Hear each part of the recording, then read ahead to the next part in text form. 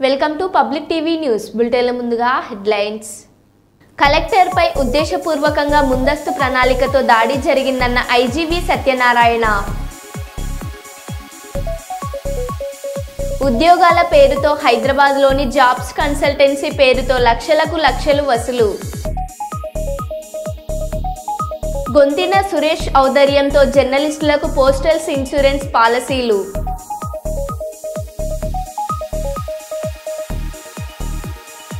YCP social media కార్యకర్త వర్ర రవీందర్ రెడ్డికి 14 రోజుల రిమాండ్.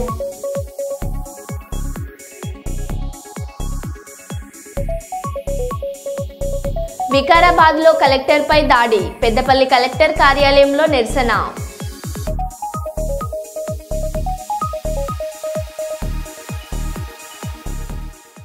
ఇక వివరాల్లోకి వెళ్తే, వరంగల్ శివనగర్లోని సీతారామచంద్రస్వామి ఆలయంలో పూజలు నిర్వహించి నూతన కమ్యూనిటీ హాల్ ఏర్పాటు పనులకు రాష్ట్ర అటవీ పర్యావరణ దేవాదాయ శాఖ మంత్రులు శ్రీమతి కొండ సురేఖ, మేయర్ గుండు సుధారాణితో కలిసి శంకుస్థాపన చేశారు. ఈ కార్యక్రమంలో GWMC commissioner Ashwini Tanaji Wakade, corporator Chintakula Anil, incharge అదనపు కలెక్టర్ విజయలక్ష్మి, బల్దియా SE Praveen Chandra, CMHO doctor Rajireddy, chamber of commerce అధ్యక్షులు రవీందర్ రెడ్డి, మార్కెటింగ్ శాఖ కార్యదర్శి Nirmala, revenue marketing, GWMC police సంబంధిత శాఖల అధికారులు తదితరులు పాల్గొన్నారు.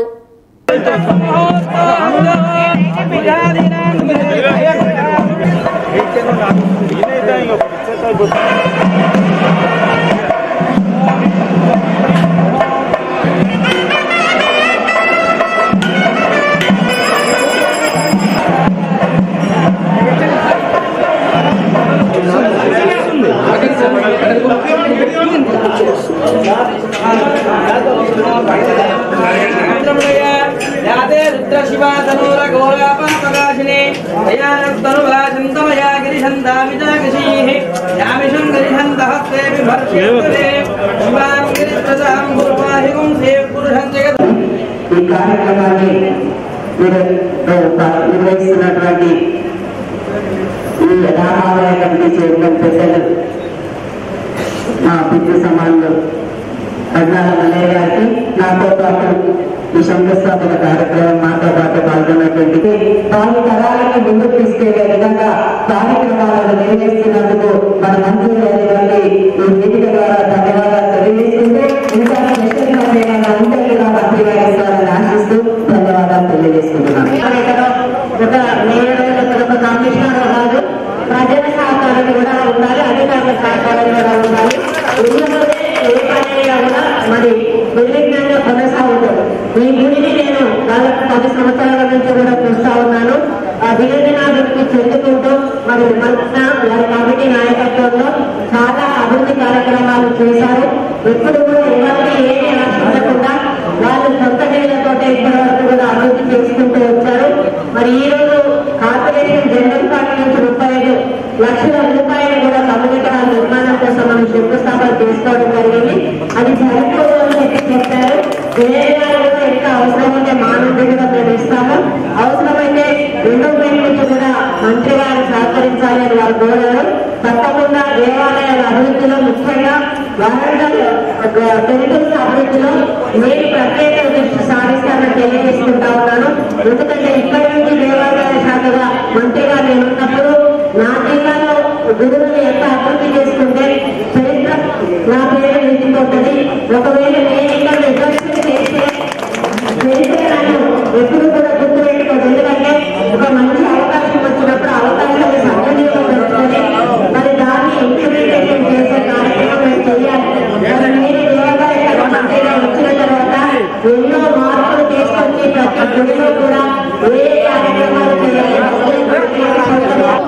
ఉచిత బస్సుల వల్ల ఊళ్ళలో భక్తుల సంఖ్య పెరిగిపోయింది, మహిళా భక్తుల సంఖ్య. స్థానిక కార్పొరేటర్ గారు అందరి సహకారంతో మరి కమిటీ సభ్యులు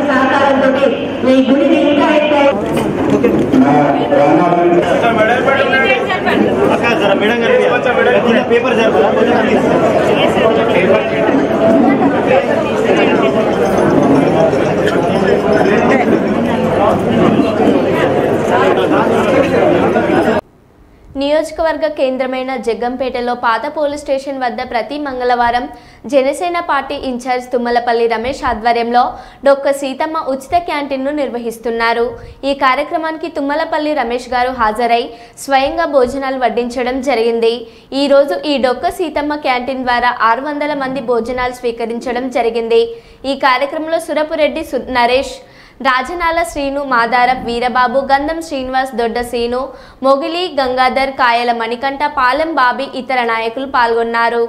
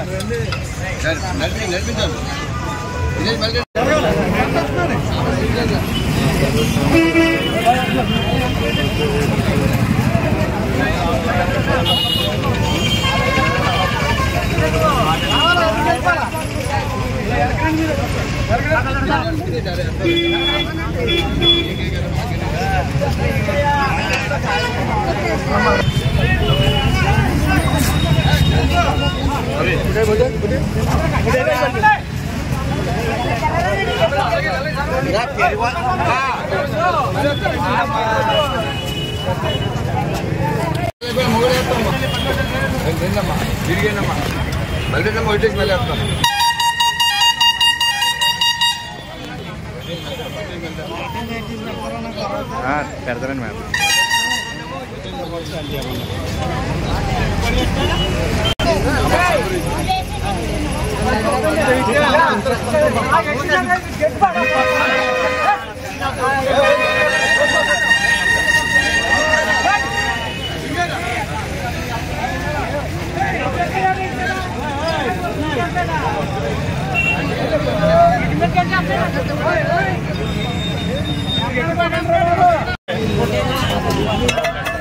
అరే చెప్పండి రమేష్ గారు.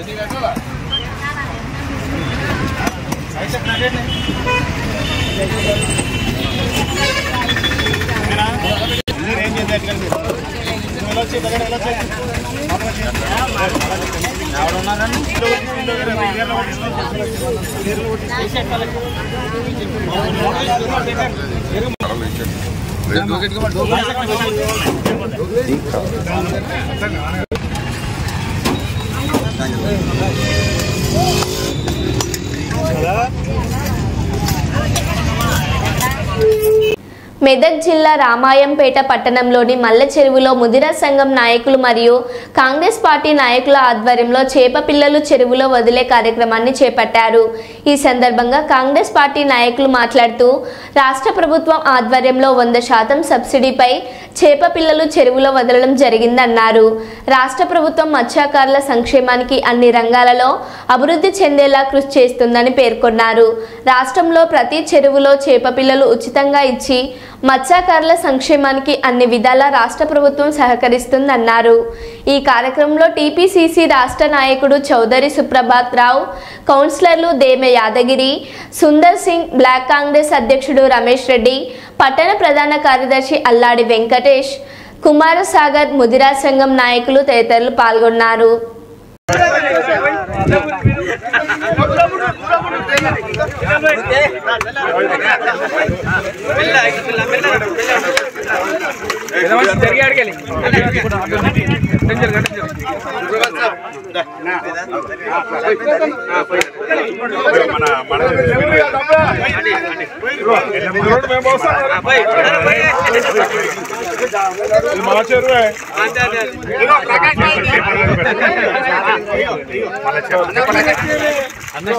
దగ్గర ఉండి ఇచ్చేసి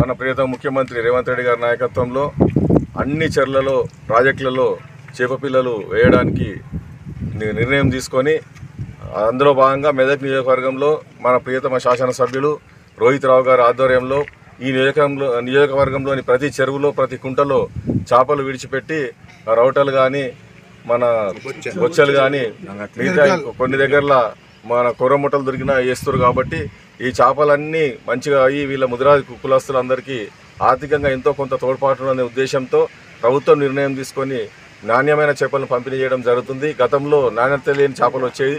అది కాకుండా ఈరోజు రాష్ట్ర వ్యాప్తంగా కూడా కఠిన చర్యలు తీసుకొని అధికారులను అప్రమత్తం చేసి నాణ్యమైన చేపల పంపిణీ చేయడం ప్రభుత్వం చేస్తుంది. కాబట్టి దీన్ని మనస్ఫూర్తిగా ప్రభుత్వాన్ని అభినందిస్తూ మా శాసనసభ్యుల ఆధ్వర్యంలో ఇక్కడ ముదిరాజు సోదరులకు కూడా కృతజ్ఞతలు తెలుపుతూ ఖచ్చితంగా నాణ్యమైన చేపలు ఉత్పత్తి చేసి ప్రజలకు సరసమైన ధరలు అందించవలసిందిగా మా తరఫున విజ్ఞప్తి చేస్తున్నాం. జైలోని స్థానిక మల్లె చెరువులో ముదిరాజు సంఘం మరియు రాష్ట్ర ప్రభుత్వం ఆధ్వర్యంలో చేప పిల్లలను వదిలి కార్యక్రమాన్ని మరి బ్రహ్మాండంగా చేపట్టడం జరిగింది. మరి ప్రభుత్వం ఏర్పడిన తర్వాత గౌరవ ముఖ్యమంత్రి రేవంత్ రెడ్డి గారు మరి గౌరవ ఎమ్మెల్యే రవితరావు గారి సహకారంతో ముదిరాజులు కూడా ఆర్థికంగా అభివృద్ధి చెందాలన్న ఆలోచనలా మరి చేప పిల్లలను విరివిగా సప్లై చేస్తూ మరి ప్రతి చెరువులో కూడా నియోజకవర్గంలోని ప్రతి చెరువులు రాష్ట్రంలో కూడా ఈ చేప సంపద మత్స్య సంపద పెరగాలన్న ఆలోచనలా మరి బాగా అభివృద్ధి చేస్తూ మరి వారి ఆర్థికానికి మరి తోడ్పడుతున్నందుకు వారికి కూడా మా అందరి తరఫున ధన్యవాదాలు తెలియజేసుకుంటూ జై కాంగ్రెస్. వికారాబాద్ జిల్లా కలెక్టర్ ప్రతీక్ జైన్ పై చేయి చేసుకున్న మహిళ.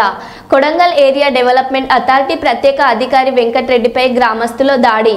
దుద్యాల మండలం లగచెర్ల గ్రామంలో ఉద్రిక్తత.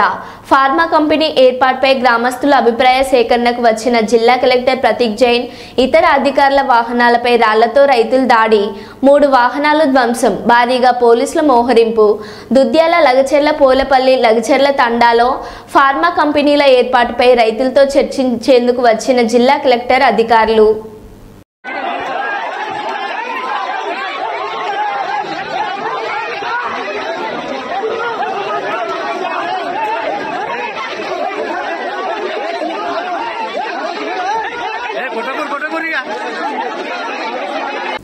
క్లాప్ వాహన డ్రైవర్లు 3 నెలల బకాయి జీతాల కోసం నిక్కర వేసుకుని మెడకు వేప కొమ్మలు కట్టుకుని అర్ధనగ్నంగా ర్యాలీ చేశారు.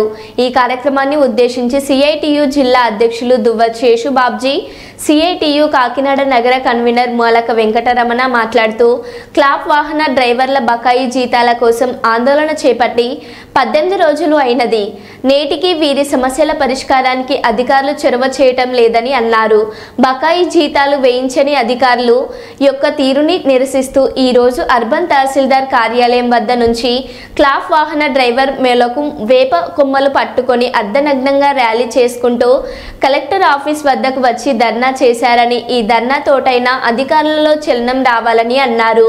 అధికారుల తీరు ఇదే విధంగా ఉంటే క్లాప్ వాహన డ్రైవర్ల పోరాటానికి మద్దతుగా సిఐటియు సంఘాలన్నీ పోరాటంలోకి దిగుతాయని తెలియజేశారు. నేడు అర్ధనగ్న ప్రదర్శన చేశారని, జీతాలు వేయించడంలో ప్రభుత్వం అధికారులు చొరవ చేయకపోతే పూర్తి నగ్నంగా ప్రదర్శన చేయుటకు అయినా కార్మికులు సిద్ధంగా ఉన్నారని అన్నారు. ఈ కార్యక్రమంలో సంతోష్, శివశంకర్, గంగాధర్, రాజు, దుర్గా ప్రసాద్, ఆర్ వెంకటేష్, శివ, భద్ర, రమణ, కుమార్, రాజేష్, విద్యాసాగర్ తదితరులు పాల్గొన్నారు.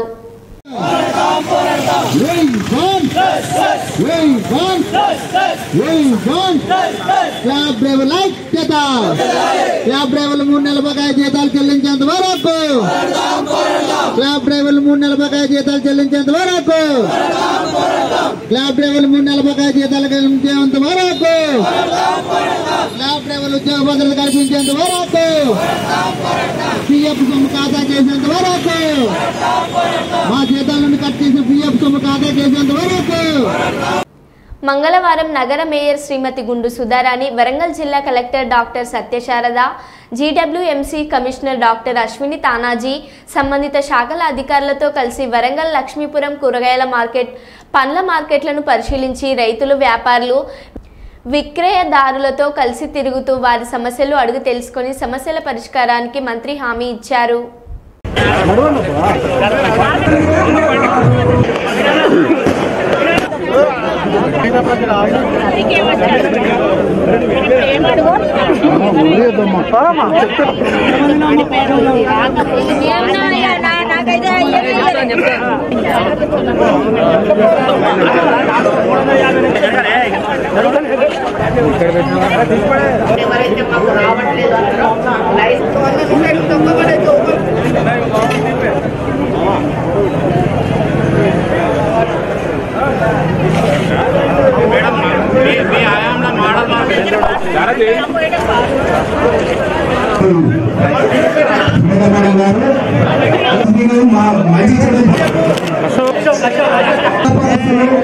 అది ఇక్కడ ప్రతి ఒక్క వ్యక్తికి అక్కడ ఉన్న గుమస్తా పని చేసినా ఎవరున్నా వాళ్ళందరికీ ఇక్కడ ప్లాట్లు దాదాపుగా 300 ప్లాట్లు ఎక్కువ ఇక్కడ ఇచ్చిన మేడం. వాళ్ళందరూ కూడా అమ్ముకుంటున్నారు. ఇక్కడ కొద్దిగా కట్టడి చేసి వాళ్ళకు కూడా స్థలం కేటాయిస్తాం. సెక్రటరీ గారు పోలీస్ సెక్రటరీ గారు దయచేసి అధికారికంగా ఇచ్చారు. సెక్రటరీ గారు ఇక్కడ ఉన్నారు, కలెక్టర్ గారు ఇక్కడ ఉన్నారు, మంత్రి గారు ఇక్కడ ఉన్నారు. అది మాస్టర్లో రూపొందించబడింది. అదొక్క స్ట్రక్చర్ ఒకటే, అది ఆ ల్యాండ్ ఒకటి ఉంది. దానికి సంబంధించిన కోర్టు కేసులు కూడా ఉన్నాయి మేడం. దానికి సంబంధించిన డీటెయిల్గా మేము ఎక్స్ప్లెయిన్ చేసేసి. అవును మేడం, ఎస్ మేడం, అలానే మేడం. Thank you. మార్కెట్ గా ఉన్నది. ఈ మోడల్ మార్కెట్ లో ఉన్న ఈ వ్యవసాయ కూరగాయల మార్కెట్ కి వారి సమస్యలు చాలా చెప్పిండ్రు. ఏ సమస్య చెప్పినప్పటికీ కూడా దాన్ని అన్ని కూడా వివరంగా మంత్రివర్యులు నోట్ చేసుకోవడం జరిగింది. వారికి నిజంగా బినామీలు ఉన్నారా లేరా, లేకపోతే ఎవరైనా 60 ఏళ్ల క్రితం నుంచి ఉండి వాళ్ళు చేయలేని పరిస్థితిలో వాళ్ళు ఉన్న వాళ్ళు ఎంతమంది ఉన్నారు, తర్వాత గతంలో ప్లాట్లు పంచడంలో ఏమైనా అవకతవకలు జరిగినాయా అన్నది డీటెయిల్ గా మంత్రివర్యులు తర్వాత కూర్చొని వారి నిర్ణయం తీసుకోవడం జరుగుతుంది. తెలియజేసుకుంటూ ఏది ఏమున్నా ఇక్కడ ఉన్నటువంటి కార్మికులు ఏదైతే ఉందో కూరగాయల వ్యాపారస్తులకు వాళ్ళందరికీ కూడా న్యాయం జరిగే విధంగా మంత్రివర్యులు తీసుకుంటారని తెలియజేస్తుంటూ ఈ అవకాశం కల్పించినందుకు అందరికీ కూడా పేరు పేరున మార్కెట్ ని మంజూరు చేయడమే కాకుండా వారే వచ్చి ఇక్కడ శంకుస్థాపన చేయడం జరిగింది. అయితే ఈ మార్కెట్ నిర్మాణం పూర్తయితే నిరుపేదలకు అర్హులైన వాళ్ళందరికీ కూడా మేము న్యాయం చేస్తామనేటువంటి ఒక నమ్మకంతో ఈ మార్కెట్ ఆ రోజు మేము ప్రారంభించడం, అంటే ఫౌండేషన్ పనులు ప్రారంభించడం జరిగింది. కానీ అనుకోని రాజకీయ కొంత చేయడం వలన ఇక్కడ చాలా అవకతవకలు జరిగినాయి అనే విషయం మనందరికీ కూడా తెలుసు. ఆ రోజు వాళ్ళు అధికారంలో ఉన్నారు కాబట్టి మనం ఏమి చేయలేనటువంటి పరిస్థితుల్లో ఉంది. ఇక్కడ అసలైన ఎవరైతే అమ్ముకునే వాళ్ళు సంవత్సరాల తరబడిగా ఇక్కడ కూరగాయలు అమ్ముకునే వాళ్ళు ఉన్నారో వాళ్ళందరికీ కూడా అన్యాయం జరిగింది. కొత్తగా లైసెన్సులు తెప్పించి, కొత్తగా అడ్డిదారుల లైసెన్సులు తెప్పించి వాళ్ళు అనుకునే వాళ్ళందరికీ కూడా ఇప్పుడే మరి పెద్దలు మాట్లాడినట్టుగా వాళ్ళే రీటైల్స్, వాళ్ళే హోల్సేలర్స్, వాళ్ళే కూరగాయల షాప్ సంబంధించిన ఫ్లాట్ వాళ్ళే 4x4 8x8 ఫ్లాట్లు కూడా ఈరోజు వాళ్ళే పెట్టుకొని కిరాయిలు తీసుకొని ఈరోజు రోజు ఒక 400-500 వస్తాయి కావచ్చు పాపం వాళ్ళు అమ్ముకుంటే. ఆ వచ్చిన దాంట్లో సగం డబ్బులు కూడా ఈ పెద్దోళ్ళకే కట్టి మరి పేదోళ్ళు కడుపులు మరి మార్చి అది స్ట్రిక్ట్ గా ఇంప్లిమెంటేషన్ చెయ్యాలి. కవర్లు చేతిలో ఏం లేకుండా వచ్చి వాళ్ళు బ్యాగులు లేకుండా వచ్చి కవర్లలో తీసుకొస్తే కూరగాయల వాళ్ళు కవర్లు పెడితే దయచేసి వాళ్ళకు నోటీసులు ఇవ్వండి. ఫస్ట్ టైం నోటీసులు ఇవ్వండి, రెండోసారి నోటీసులు ఇవ్వండి, మూడోసారి కూడా కవర్లు పెడితే వాళ్ళ లైసెన్స్ రద్దు చేయండి. తప్పనిసరిగా క్లాత్ బ్యాగ్స్ మాత్రమే వాడాలనేది చాలా స్ట్రిక్ట్ గా మనం ఇక్కడ చేయాల్సిన అవసరం ఉంది. అదేవిధంగా మ్యాంగో మార్కెట్ కూడా స్థలం గురించి చెప్పి అని నేను మాట్లాడాలని అనుకుంటున్నాను. ఏమైనా మర్చిపోయినా కూడా రేపు మీ దగ్గర కమిటీ చేస్తారు కాబట్టి ఆ కమిటీ ద్వారానే ఇంకా మేమేమన్నా సూచనలు సలహాలు తీసుకోవాలనుకుంటే వాళ్ళ ద్వారా తీసుకొని డిపిఆర్ రెంట్ మేమే తీసుకుంటా అంటున్నారు. మేము కూడా కట్టే సగం మాటిలో సగం మేము అట్లయితే మేము ఓకే చేస్తాం. అంటే అది మనకు ఏదంటే ఆ ఫంక్షనాలు పూర్తి చేసి వీళ్ళకి అందించే కార్యక్రమం కూడా చేయండి. కాబట్టి మీకు చెప్పండి, ప్రతి ఒక్కరికి కూడా ముఖ్యంగా మీడియా మిత్రులు చాలాసేపు నేను ధన్యవాదాలు అర్పించుకుంటూ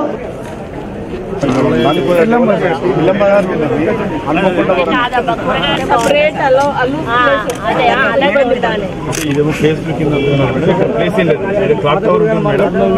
మనకి ఇప్పుడు సమ్మేళ కూడా దగ్గర ఉంటాయి.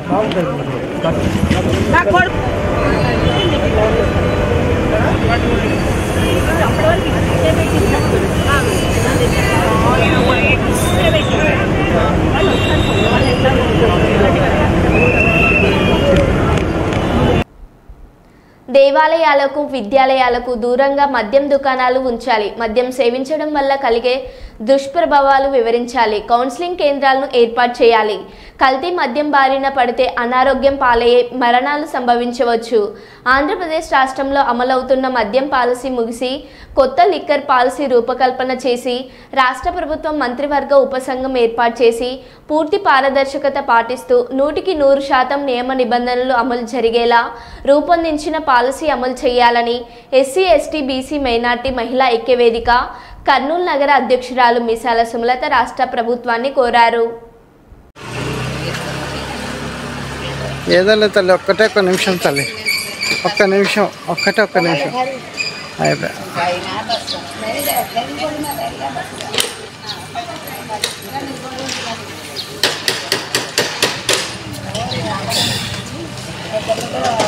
చేపిస్తామ్మా, ఏం భయపడదు. అదే మా చెల్లమ్మలకి అందరికి అప్పుడు కుళాయిలు అవన్నీ కొట్లాడినారు, వాళ్ళకి వచ్చినారు. మా చెల్లెమ్మలు వచ్చినారు, మా చెల్లెమ్మలు వచ్చి ఏం చేస్తాం మా చెల్లెమ్మలు. కాకపోతే ఏమంటే ఇప్పుడు కొద్దిగా సార్ నమస్తే సార్.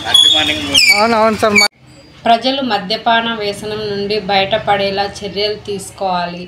మద్యం సేవించడం వల్ల వచ్చే దుష్ప్రభావాలు వివరించాలి. కౌన్సిలింగ్ కేంద్రాలను ఏర్పాటు చేయడం ద్వారా క్రమంగా మద్యం దుకాణాల సంఖ్య తగ్గుతూ మద్యపాన నిషేధం అమలు జరిగేలా ప్రభుత్వం చర్యలు తీసుకోవాలని ఈ సందర్భంగా కోరుకుంటున్నాం. ఆంధ్రప్రదేశ్ రాష్ట్రంలో 2024 అక్టోబర్ నుంచి కొత్త మద్యం దుకాణాలు ఏర్పాటు చేసే ముందు వార్డు గ్రామ సభలు ఏర్పాటు చేసే తీర్మానం జరిగిన తర్వాతనే దుకాణం ఏర్పాటు జరిగేలా ఉన్న నిబంధనలు అమలు చేయాలని, మద్యం సేవించిన వారి పట్ల తగాదాలు అల్లర్లు జరిగే అవకాశాలు తగ్గించవచ్చని ఈ సందర్భంగా కోరుకుంటున్నాము. ప్రజలు మద్యపాన సేవనం చేసి నిరుద్యోగుల అమాయకత్వాన్ని ఆసరగా చేసుకుని హైదరాబాద్లోని జాబ్స్ కన్సల్టెన్సీ పేరుతో లక్షలు వసూలు చేసి నిరుద్యోగుల జీవితాలను నాశనం చేస్తున్న వారిపై చర్యలు తీసుకోవాలని అవసరమైతే ఇటు పోలీస్ యంత్రాంగం పైన ఉంది. ప్రధాన నగరాల్లో ఉద్యోగాల పేరుతో లక్షలాది రూపాయలు వసూలు చేసి 2-3 నెలల జీతాలు ఇచ్చి బోర్డు తిప్పేస్తున్న సంఘటనలు రోజురోజుకి పెరిగిపోతున్నాయి. MNC కంపెనీలలో ఉద్యోగాలు కల్పిస్తామని కర్నూలు సి క్యాంపుకు చెందిన జశ్వర్ధన్ రాజు అనే కన్సల్టెంట్ దగ్గర నుంచి అభ్యర్థులను తీసుకుని లక్షల్లో అమౌంట్ కలెక్ట్ చేసుకొని సొంత ఖర్చులు వాడుకున్న వారిని కంపెనీలకు చెందిన వారిపై చర్యలు తీసుకోవాల్సిన అవసరం ఉందన్నారు. తెలివిగా ఈఎంఐ ఏం చేసుకుంటారో చేసుకోండి. అనే వాయిస్ రికార్డ్ క్లోజ్ చేసుకో. నాయన ఫోన్ చేస్తే ఫోన్ చేసి అంకుల్ వచ్చిపోతాను. సరే సార్, కూర్చుందంటే కూర్చో. ఎవరైనా కావాలంటే చూసుకోండి. సరే. ఫోటోస్ జాబ్స్ కోసం అని చెప్పేసి బ్యాక్ డోర్లో డబ్బులు వసూలు చేస్తున్నారు. సో అటువంటి జాబ్స్కి కట్టి ఫ్రెషర్స్గా ముఖ్యంగా ఈ చిన్న కంపెనీస్ వల్ల జాబ్స్ ఇస్తామనేసి లక్షలు వసూలు చేసి ఆ డబ్బులు తీసుకొని మీ జీతాలు మీ డబ్బులే మీకు జీతాలుగా వేసి 2-3 నెలల తర్వాత తీసేయడం జరుగుతున్నది.